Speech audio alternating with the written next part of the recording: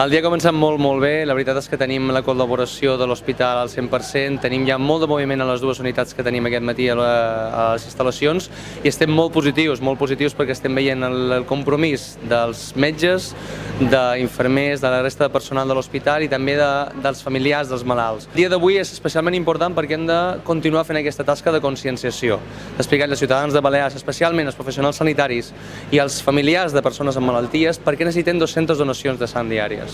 Estem per sota de 20 i l'objectiu d'avui és arribar a les 100 donacions. És un objectiu molt ambiciós, que costarà d'aconseguir, però realment hem començat prou bé i si continuem apretant i el dia continua anant com esperem que vagi, assolirem el repte de 100 donacions. Amb una donació pots salvar fins a 3 vides.